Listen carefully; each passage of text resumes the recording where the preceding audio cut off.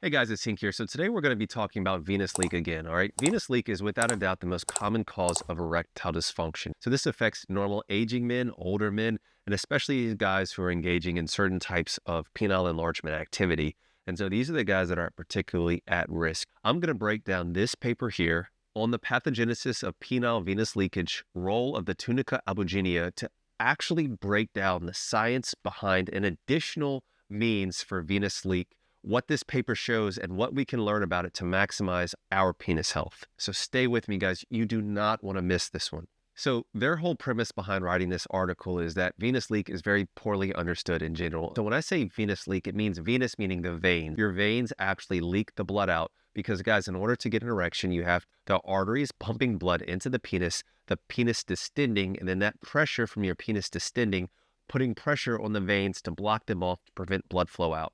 Now, I already made one video on venous leak where I talk more so particularly about if you have like a problem in the veins themselves, or you blow a valve from like over pumping or from clamping or something like that. So if you're interested, please check out that video after this one. But that's not what we're going to be talking about today. Today, they hypothesize that it's basically damage to the tunica albuginea. For guys that don't know what that is, it is literally the fibrous capsule around your corpus cavernosa of your penis that is responsible for a rigid erection, okay? If this tissue is not healthy, it can lead to erectile dysfunction. So in this study, they actually injected men with a substance to actually induce an erection, and they actually studied these guys who had venous leak, and they actually basically dissected their tunica albuginea tissue to determine if there's any underlying pathology associated with their tunica albuginea, and that might be contributing to their venous leak. These are all guys with confirmed venous leak on this small study. Here, I'll put up a picture here. You can see this is what like a healthy tunica looks like. I mean, I'm sure you guys aren't up to date with your like microscopic histology,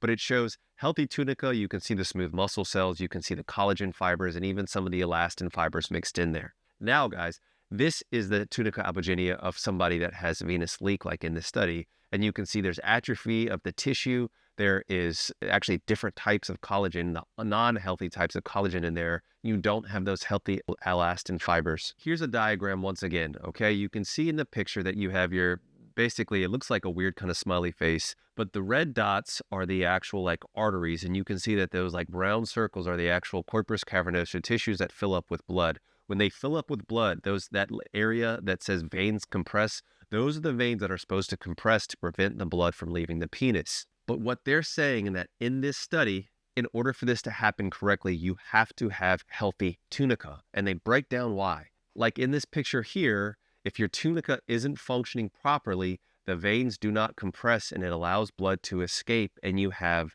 venous leak that is really related to the health of your actual tunica albuginea. Now, guys, I get asked all the time, how do I set up a consultation with me? I do it through my Patreon, guys, patreon.com/DocHink. So if you're having erectile dysfunction or hard flaccid or long flaccid or pelvic floor issues and you want to consult with me, patreon.com/DocHink is how you do it. I do messaging, video chat, and telephone chat. Now, guys, I'm going to read this conclusion to you all because it's very important. This study has shown that during erection, the pressure basically inside the penis of the patients with the venogenic erectile dysfunction or venous leak was significantly lower than that of controls. The tunica albuginea, that fibrous layer of the penis, collagen fibers exhibited degenerative and atrophic, meaning that they were actually breaking down and shrinking, okay, scarring, if you will, that led to tunica albuginea subluxation or dislocation and floppiness, okay? So it led to the tunica not functioning appropriately. These tunica changes seem to explain the cause of lowered intracorporeal pressure, basically meaning weak erections, which apparently results from loss of tunica albuginea veno-occlusive mechanism. That's a lot of words, but I tried to break it down as I said it. But basically, the tunica not functioning appropriately leads to the venous leak. And there's actually pathologic slides, meaning slices. You can look at it and say, this is what we have.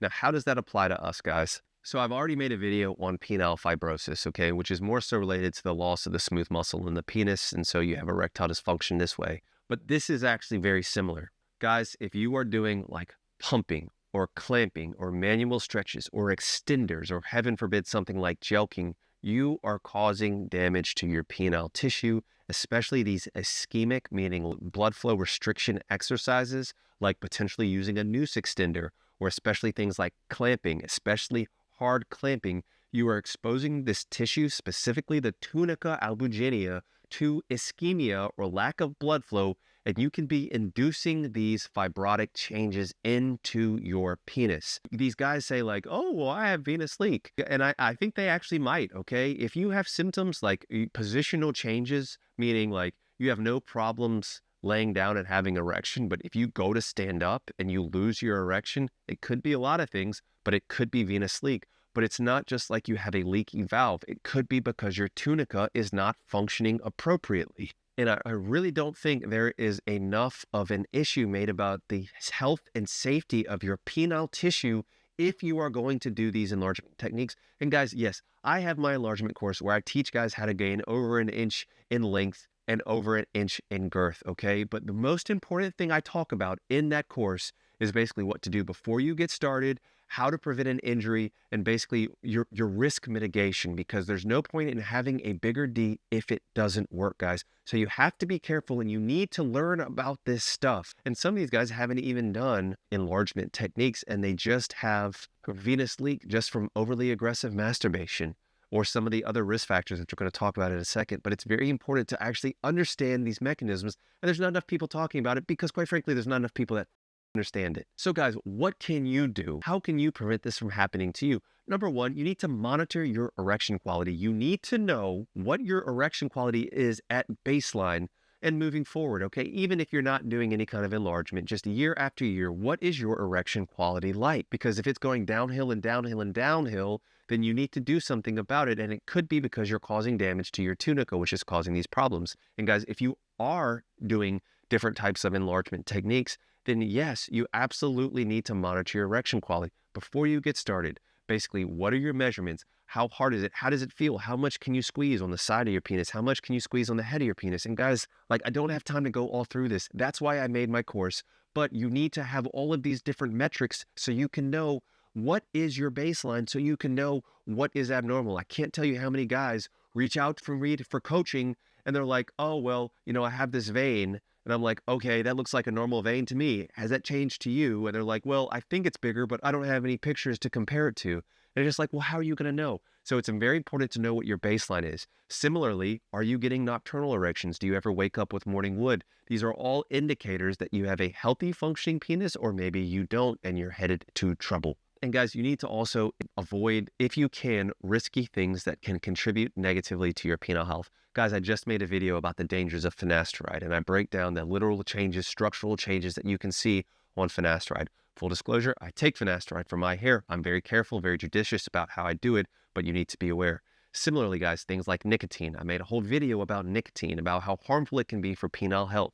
You need to avoid that to minimize your risk. And also, being a fat, lazy slob and just eating high sodium, high processed foods and sitting on the couch and not exercising is extremely hazardous for your overall health, but especially your penile health.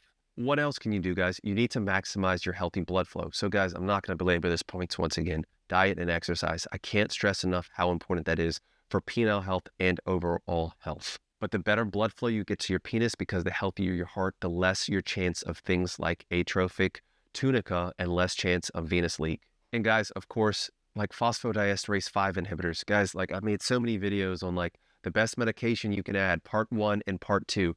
Check out those videos. I've also made other videos about Cialis. I probably have a whole playlist on Cialis. But guys, here's why this is important, okay? So in this paper here, it talks about how you have the loss of smooth muscle changes and changes in the nervous arterial supply to the penile tissue, which are important cause of penile fibrosis. But what these medicines do, Viagra, Cialis, is they increase the nitric oxide and the cyclic GMP pathway. I'm not trying to throw fancy terms at you. The reason why these are important is because they are literally anti-fibrotic, meaning they will prevent penile fibrosis and also help to prevent atrophy of the healthy tunica albuginea tissue. Here's another sentence here. The administration of PDE5 inhibitors can increase the concentration of cGMP and in turn stimulate nitric oxide levels that are responsible for anti-fibrotic activity. And that's similarly like anti-atrophic or basically scarring down and shrinking like in the tunica, which you do not want. And guys, I can't say this enough. Now, I'm not even being a douchey salesman here. Like, you need to protect yourself if you're doing these enlargement exercises, okay?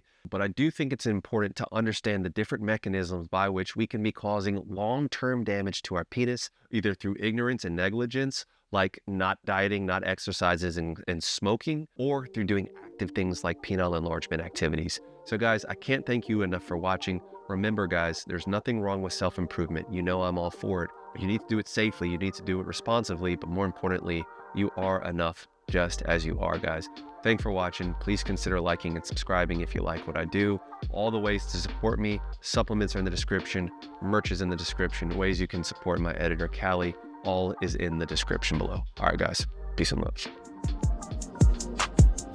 Dr. Hank got the plug on the health, yeah. Got you thinking about your wealth, yeah. In his office, no stealth.